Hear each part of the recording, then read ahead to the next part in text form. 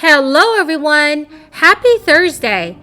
Welcome back to my channel and thank you everyone for joining me here tonight. This is your fourth stimulus check update and daily news report. Landlords have decided to sue President Joe Biden to stop the federal eviction ban. There are a few additional ways that you can receive more stimulus relief from the American Rescue Plan.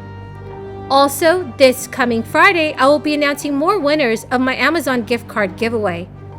To enter the giveaway, all you have to do is subscribe to my channel, like this video, and also leave a comment below. Thank you so much, everyone. Trade groups representing property owners late Wednesday sued to block a new federal eviction moratorium that President Joe Biden himself warned this week was on a shaky legal ground.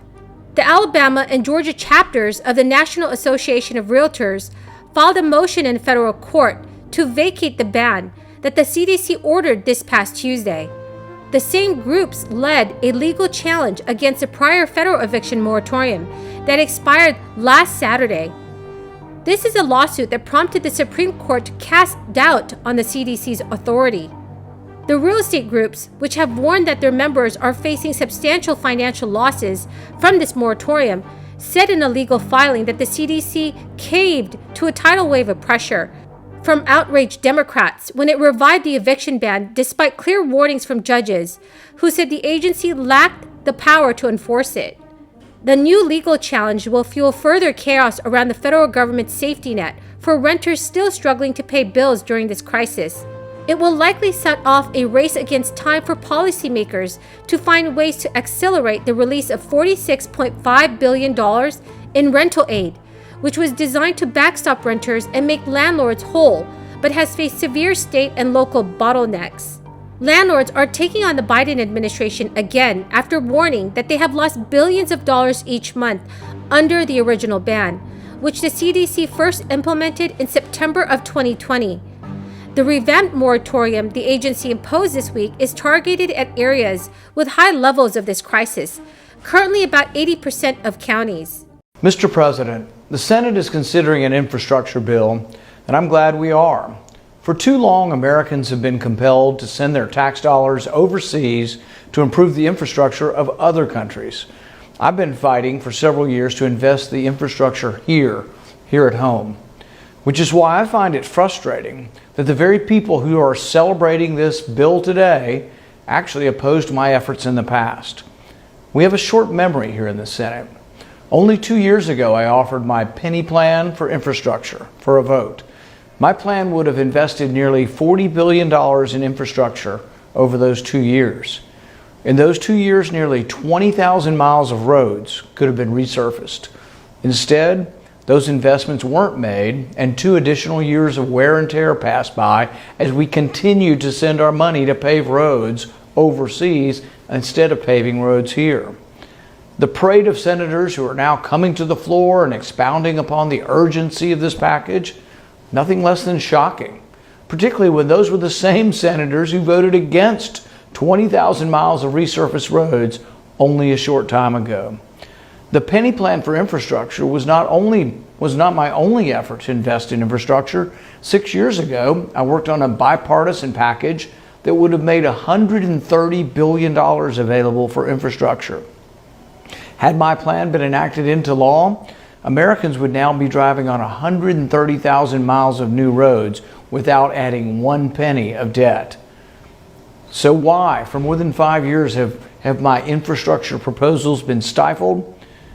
A coalition of 11 housing industry groups, including the Mortgage Bankers Association and the National Association of Home Builders, said in a statement Wednesday evening that they oppose the new ban and that the administration itself noted it lacks the legal authority for a more targeted eviction moratorium.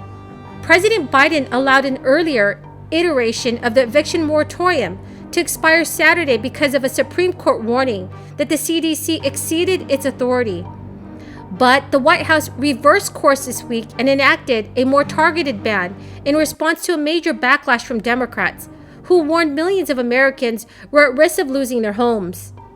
So everyone, do you think that the Biden administration should have extended the federal eviction ban? Please leave your thoughts in the comment section below.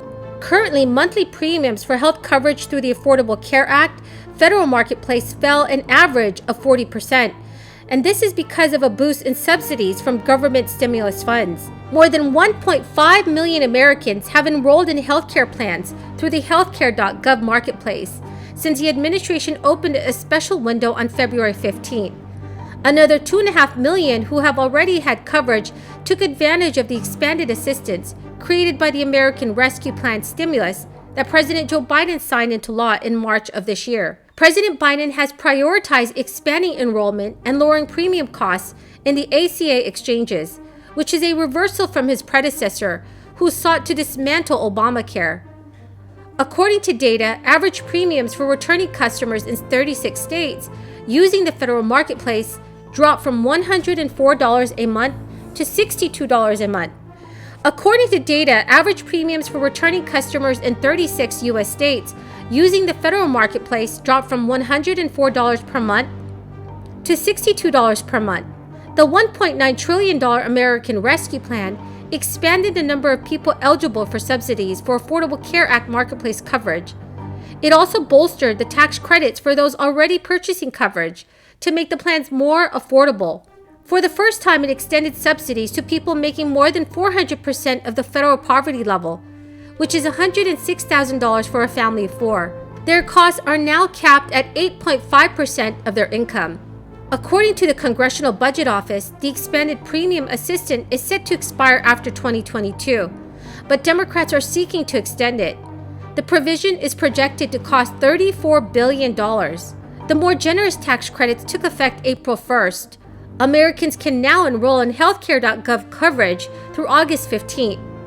If you have any questions on this, everyone, please leave them in the comment section below, and I'll do my very best to answer them in my next video. Right now, we still have many Americans that are still struggling financially as this crisis still urges on. Hence, progressive lawmakers and Americans continue to push for ongoing stimulus checks. Minnesota Democratic Representative Ilhan Omar and other Democrats took the latest leap forward in pushing for ongoing stimulus checks for struggling Americans. Ilhan Omar recently proposed the Sending Unconditional Payments to People Overcoming Resistance to Triumph Act and the Genuine Progress Indication Act in the U.S. House.